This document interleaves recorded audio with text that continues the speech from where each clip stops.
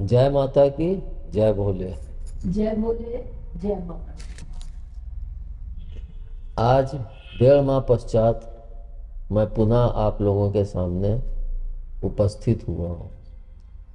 जैसा कि मैंने आप लोगों से कहा था कि मैं आपको जब पुनः उपस्थित होऊंगा तो बताऊंगा कारण क्या है। इसका सबसे मेन कारण यह है कि मैं अपने घर का रिनोवेशन करवा रहा था, जिसके कारण मुझे इससे थोड़े दिन के लिए दूर हटना पड़ा। और जब रिनोवेशन पूरा हो चुका तो आज मैं अपने उसी साधना क्षेत्र से बैठकर ही आप लोगों के सामने उपस्थित हुआ हूँ और मुझे बहुत ही प्रसन्नता है, क्योंकि मैं यह स्थान मेरे जन्म के समय लिया गया था, जिसे मेरे बाबा ने खरीदा था और मुझे इसी स्थान पे 16 वर्ष तक साधना करने का मौका भी प्राप्त हुआ, जिसके पश्चात मैं कुछ कारणों से 4.5 वर्ष यहाँ से दूर हो गया। यानी 10 नवंबर 2019 में मैं यहाँ से दूसरे स्थान पे चला गया था, जिसके पीछे कुछ कारण थे। इसके पश्चात मैं पुनः वापस आया हूँ 28 मार्च 2024 को। मैं पुनः वापस अपने इस साधना क्षेत्र में आ गया, जो मुझे हार्दिक प्रसन्नता दे रहा। और आप लोग भी से भी मैं अब खुल के बात कर सकूँगा। इसका सबसे बड़ा कारण मैंने यह भी समझा कि मैं जब यहाँ से 13-14 किलोमीटर दूर साकेत नगर रहने गया था, तो वहाँ पे मैंने काफ़ी कुछ सीखा, नॉलेज प्राप्त की, जिसको मैं यहाँ रहते हुए नहीं सीख सकता था। उसका सबसे बड़ा कारण था कि वहाँ पे मैं किराए के फ्लैट में था। तो आप लोगों से जब कोई वार्तालाप या बातचीत करनी होती थी तो काफ़ी दिक्कतें होती थी, क्योंकि ऊपर भी रह रहे हैं, नीचे भी रह रहे हैं, तो आवाज़ आती जाती थी, जिसके कारण मुझे काफ़ी तकलीफ होती थी।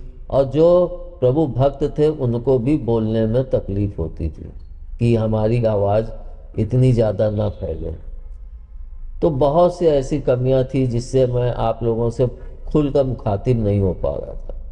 परंतु अब अपने निवास स्थान और अपने साधना क्षेत्र में वापस आकर मैं आप लोगों से खुलकर अब बोल सकता हूँ और वार्तालाप भी कर सकता हूँ।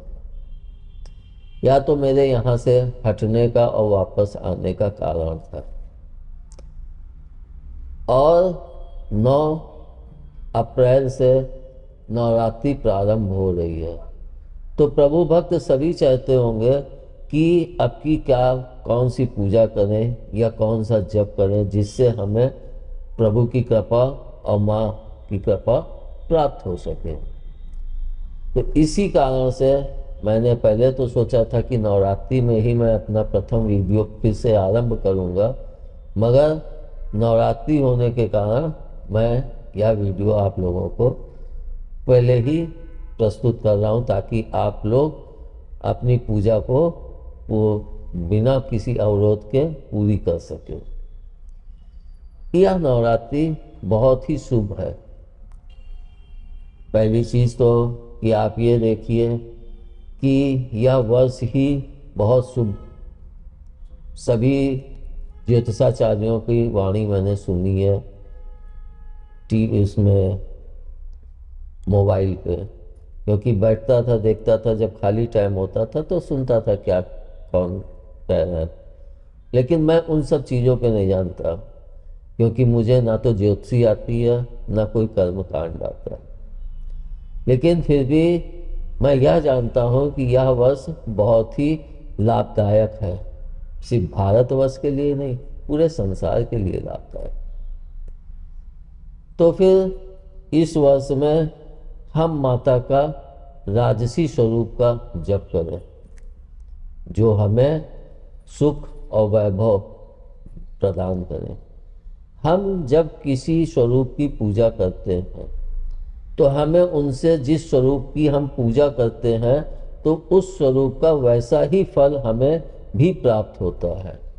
अगर हम माँ काली की पूजा करते हैं, उनका जप करते हैं, तो हमारे अंदर एक तेज, एक गुस्सा जागृत होता है, और हमने अगर उस गुस्से पर कंट्रोल कर लिया तो फिर हमारे लिए वो बहुत ही फलदायी हो जाता है। मगर अपने गुस्से पर कंट्रोल करना बहुत ही मुश्किल होता है। मैं माँ की इस स्वरूप की भी साधना की और माँ दुर्गा के स्वरूप की भी साधना की, जिसमें आज मैं आपको इस नवरात्रि में जो पूजा का है वो माता के राजसी स्वरूप की ही पूजा का वर्णन कर रहा हूँ। आप नवरात्रि के प्रथम दिन से 7 दीपक जला के रखें। अपने सामने एक लाइन सीधी हो, मतलब सीधे लाइन पे 7 दीपक जलाएं और उसके सामने आप बैठ जाएं। अगरबत्ती, अपनी खुशबू, क्योंकि खुशबू होती है तो ध्यान बहुत अच्छे से लगता है।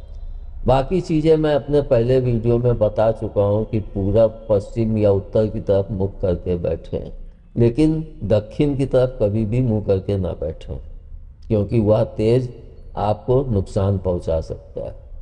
इसलिए इन 3 दिशाओं में आप बैठ के अपने मुख को करके अपने पूजन को पूर्ण कर सकते हैं। तो 7 दीपक हमने लगा लिए। इसके पश्चात हम सामने आसन बिछा के बैठ गए और खुशबू के लिए अगरबत्ती लगा ली। बैठने के पश्चात हम माता के श्री राज राजेश्वरी स्वरूप का ध्यान करें, और ध्यान करते हुए हम बैठ के इस जप को करें, श्री राज राजेश्वरी नमः। सिर्फ छोटा सा मंत्र, श्री राज राजेश्वरी नमः, श्री राज राजेश्वरी नमः। यह मंत्र हम पूरी नवरात्रि करें तो हमें इससे बहुत ही लाभ प्राप्त होगा। यह भी आप सब लोग जानते ही हैं कि मैं माला को नहीं पकड़वाता हूँ, क्योंकि माला पकड़ने से हम लोग गिनती में भटक जाते हैं। तो हमें आप लोगों से गिनती नहीं गिनवानी है। आप 1 घंटे कम से कम, क्योंकि नवरात्रि है, 9 दिन की साधना ही तो करनी है, तो हम 1 घंटा तो बैठे। टाइम आप अपने अनुसार चुन लीजिए और 1 घंटा बैठ के इस मंत्र का जप कीजिए। इसमें भी एक क्रिया यह होती है कि हमें स्ट्रेट बैठना होता है।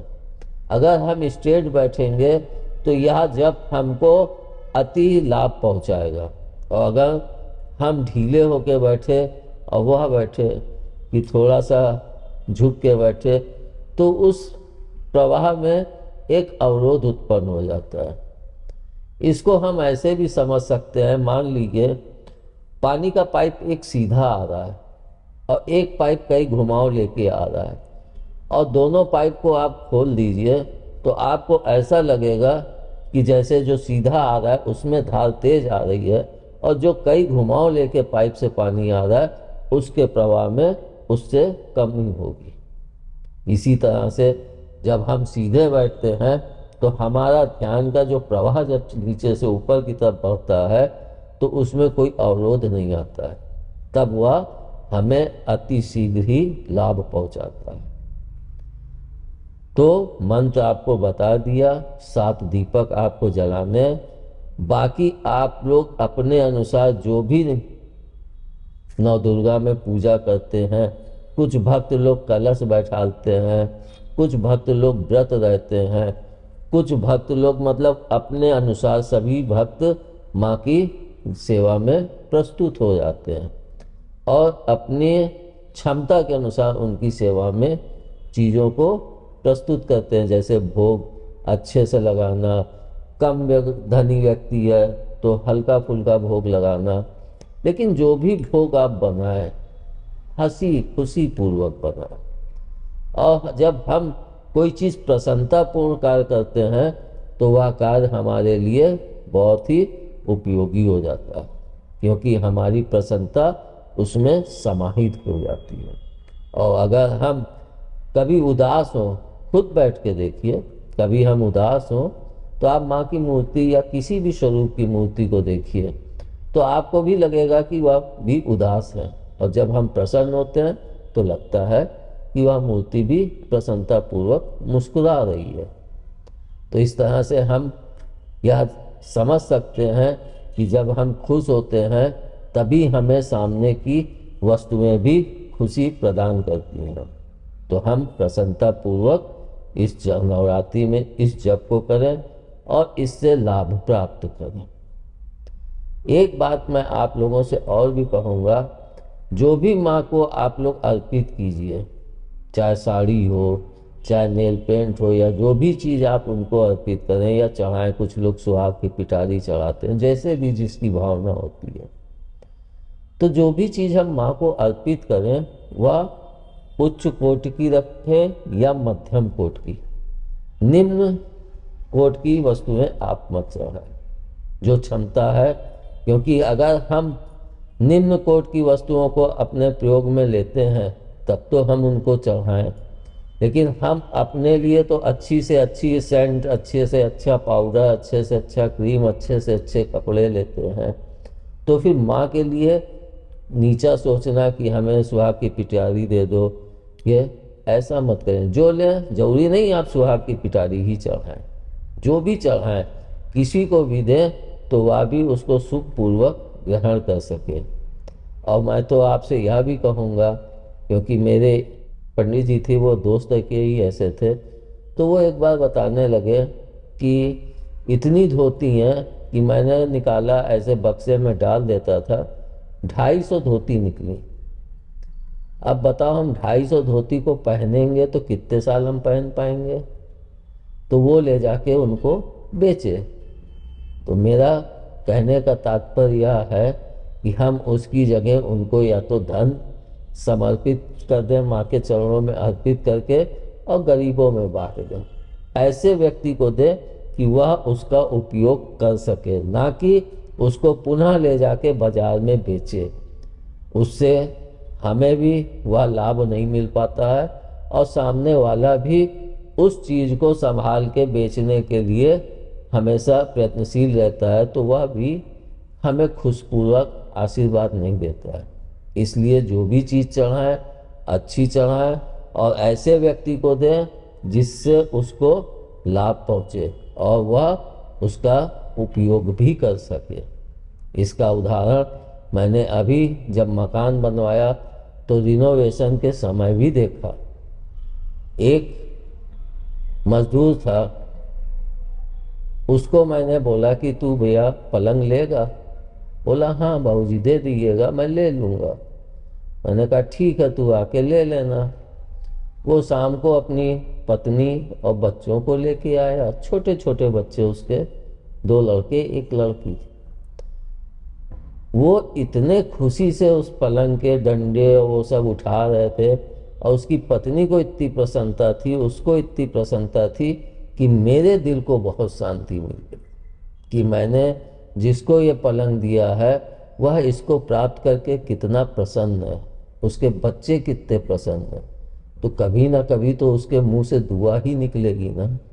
तो इसलिए हमें जो भी वस्तु किसी को देनी है, कोशिश करें कि ऐसे व्यक्ति को दे कि उसके लिए वह बहुत ही सुखदायी हो जाए। धन्यवाद। आज के लिए मैं आपको पूजा भी बता दिया और आपको वह तरीका भी बता दिया। बाकी अगले वीडियो में आगे चर्चा चलती रहेगी। धन्यवाद। जय भोले, जय माता की। जय भोले, जय माता।